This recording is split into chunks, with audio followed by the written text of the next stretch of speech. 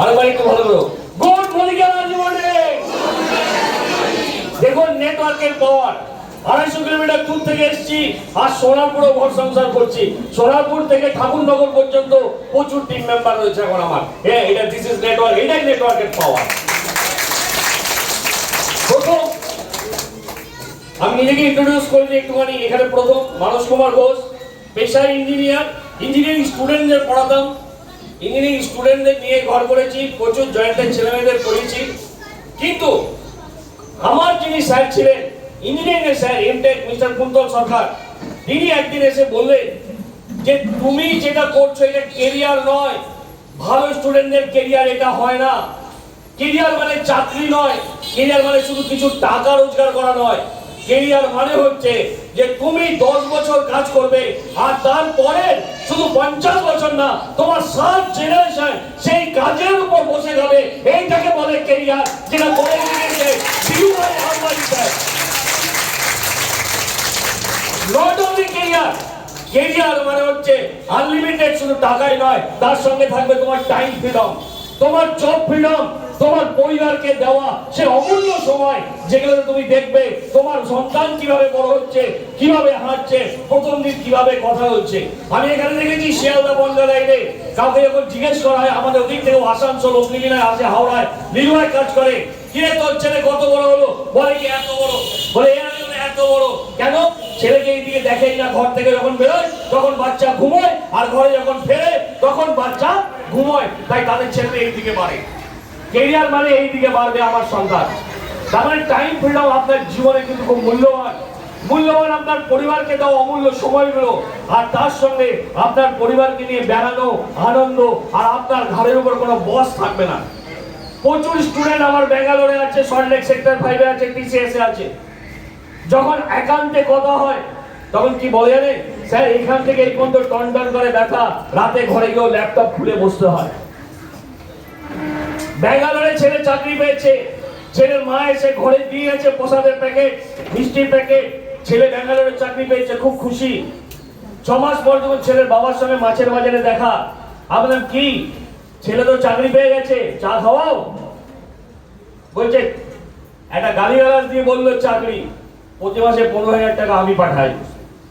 এই হচ্ছে এভারেজ চাকরির জায়গা, এভারেজ চাকরির কথা বলছি। সেইখান থেকে বেরিয়ে এসে সেই স্যারের কথা শুনে যখন আমি এই প্ল্যাটফর্মের খবর পাই আর আমি এটাকে নিয়ে পড়াশোনা শুরু করি, বলতে পারেন আমি এটাকে নিয়ে রিসার্চ করেছি, পাতার পর পাতা আমার কাছে আছে। গোটা ওয়ার্ল্ড যখন এই বিজনেসটা করে তখন ভারতবর্ষে এই বিজনেসটা হয় না। দুটো পরিসংখ্যান দিয়ে তাহলে বুঝবেন। World federation of direct selling association, যে ডাইরেক্ট সেলিং প্ল্যাটফর্মে আমরা রয়েছি, সেটা তৈরি হয়েছে 1978-এ।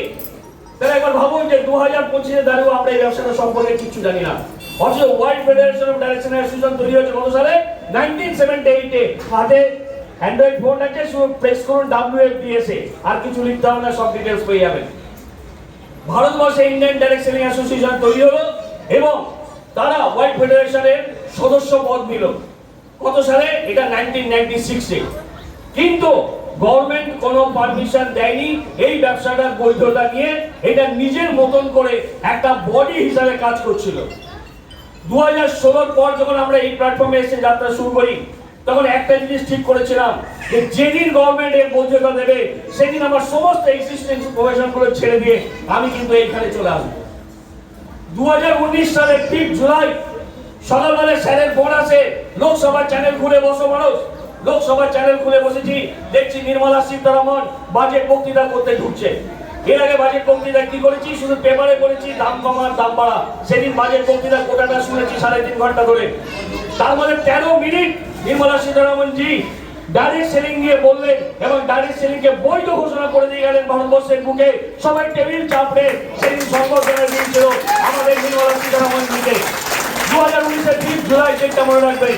2021-এ যেই ওটা স্যাংশন হয়ে গেল, আপনি ভাবুন 2021-এ সেই যে আমাদের গেজেট, সেই গেজেটের কপি আমাদের কাছে আছে।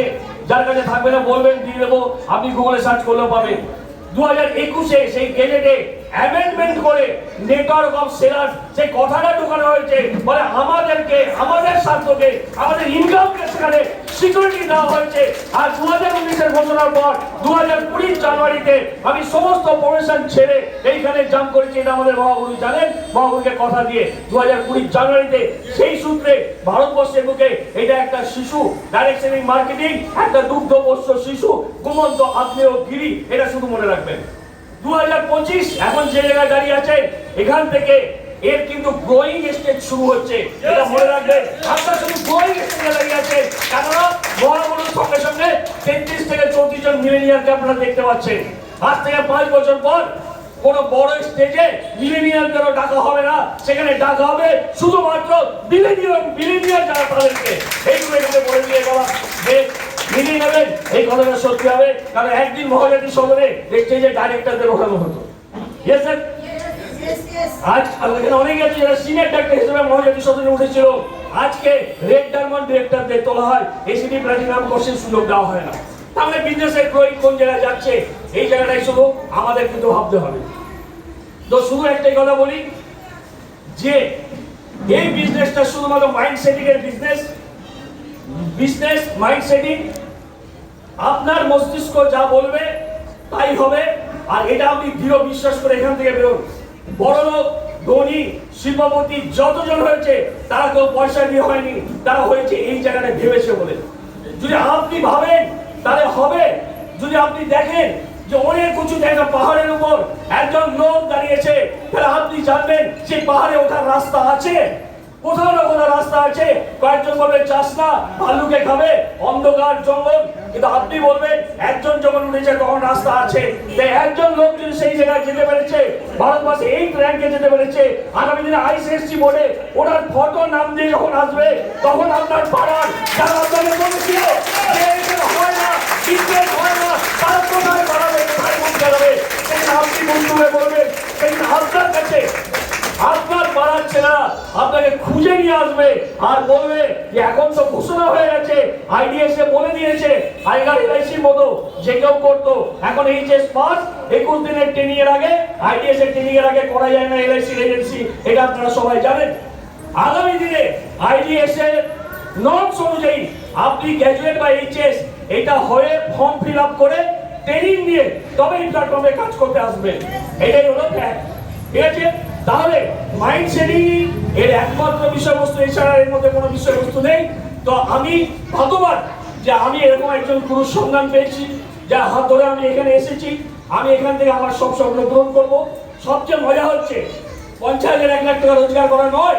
আজকে সৌমিত স্যার, আমি জানি 22 কামার ডিস্ট্রিক্টের অফিসে যেদিন প্রথম দিন স্যার ওনাকে ডাকে, সেই দিনটা আমার আজও মনে আছে। সৌমিত তুই এদিকে আয়, নিজের নামটা বলার চলে যা। আর সমিতার হাতে মাইক দিলে সমিতার হাত থেকে মাইক কেড়ে দিতে হবে। এতক্ষণ ধরে কন্টিনিউ বলে যেতে পারেন আমাদের একজন মিলেনিয়াল। তাহলে আমি এই মুহূর্তে এখানে দাঁড়িয়ে এটাই বলতে চেষ্টা করছি যে প্রশ্নটা 50,000 1 লাখের নয়। প্রশ্নটা হচ্ছে উনি দেখতে পাচ্ছেন যে উনি আগামী দিনে 10 লাখ রোজগার করবেন, আর আগামী দিনে 11 কোটিপতি হবে, আর তারা আপনার আগামী দিনে 1 লাখের জায়গায় চলে যাবে। তো থ্যাংক ইউ প্রত্যেকটা মেম্বার, আমার গুরু গুরুমাকে প্রণাম, আমার সমস্ত আপনাদেরকে প্রণাম। এখানে উপস্থিত সৌমিত দা, বাচ্চু দা, সুধাকর ভাই, সবাইকে আমার শুনে অনেক অনেক অভিনন্দন। আপনাদের সোনারপুর টিমকে ভবিষ্যতে সুযোগ আবার আসবো, আমার টিমকে নিয়ে আবার আমরা আসবো। চলুন এখন সবাই মিলে বলি